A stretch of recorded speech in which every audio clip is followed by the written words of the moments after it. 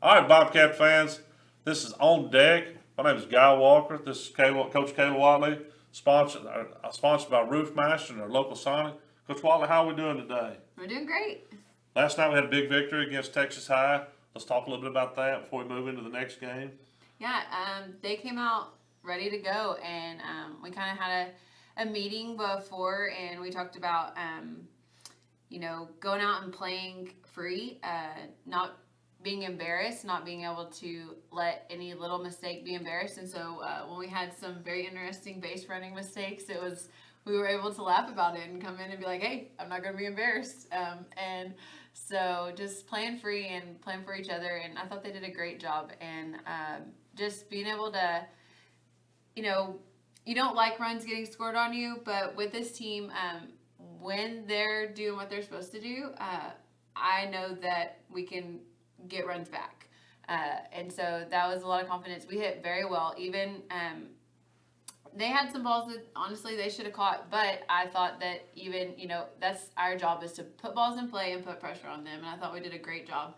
And Cammie, who will come on as Athlete of the Week, we had 2 pop flies and kind of went up and was like, we need a ground ball. And sure enough, she drove a ground ball right then. And so that was some really big moments. We had some moments, though, where it was like we had runners on second and third and, 9-hole 1-2 come up and we don't move them. And that's, we talked about it then. That's not okay. Like, you can't come back to the top of the line and not move those runners. And they, they bought in, but they competed the entire game. So I can't be upset. Let's talk about that. You have runners at second, third, you have no outs. After what happened, I think we had a strikeout and a ground ball pop up, 2 strikeouts, something like that. As a coach, do you go back to the dugout and go, what could I have done different, or would I have bunted or something like that? Do you ever just get frustrated and say, how did I get those runs in? Mm-hmm. Oh yeah, with the 9-hole we did attempt to bunt. It didn't go so well. So then ended up having 2 strikes and then her having to hit, and so. And that was the pop-up, and then the 2 strikeouts. So my biggest disappointment was in my, 1 and 2 striking out. And they're kids that don't strike out that much. And so that's just a mindset of going in and I need to put a ball in play. Right. And that's where I try and get them to understand, like in those situations with who's on the bases, we had one of the fastest kids on our team on third base as a pinch runner last night. And so any ball in play make something happen. Right. And so that's where, you put a ball on the ground, it can, even to third base, she still has the opportunity to kind of be agile and make things happen. And so that's where I try and tell them, there's no pressure on you to go hit it over the fence or go, you just, a ball in play. Right. And so that kind of mindset, I felt like they, sometimes they feel like they need to just drive it off the wall every time. And do we love that? Absolutely. But that doesn't always have to be what has to happen. Well, and I noticed that the younger generation, and Mr. Houston was talking about this, in baseball especially, the bunt has went away. Kids don't understand my job.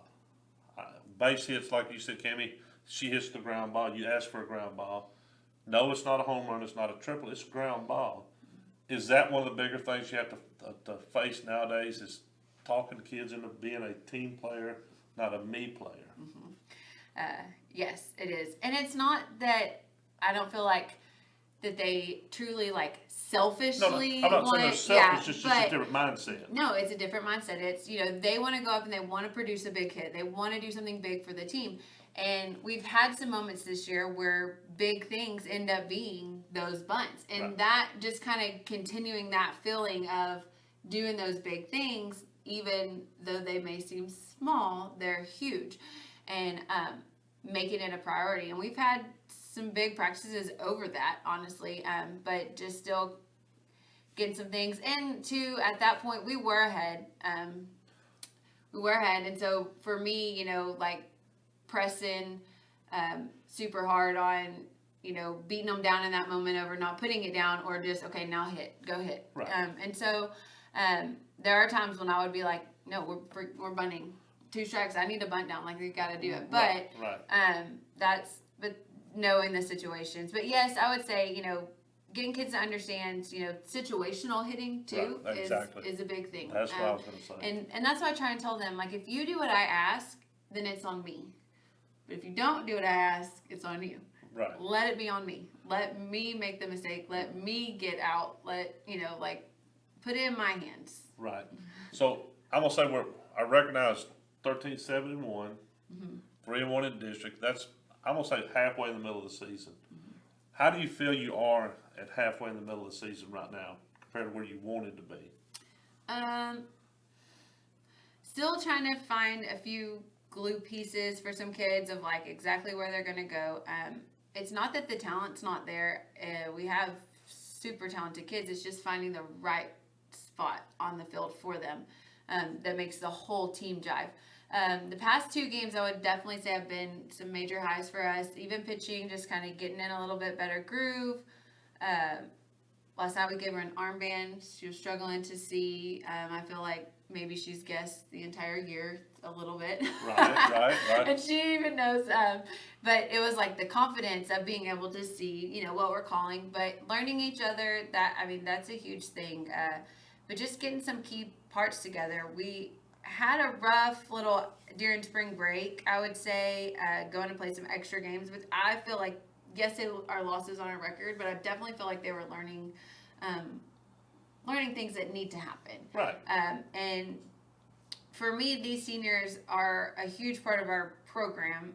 They've been with me for 4 years and 3 years up on varsity, and so they're a big, huge factor. And any time that I can teach the younger ones and get the seniors to help teach them, because next year, I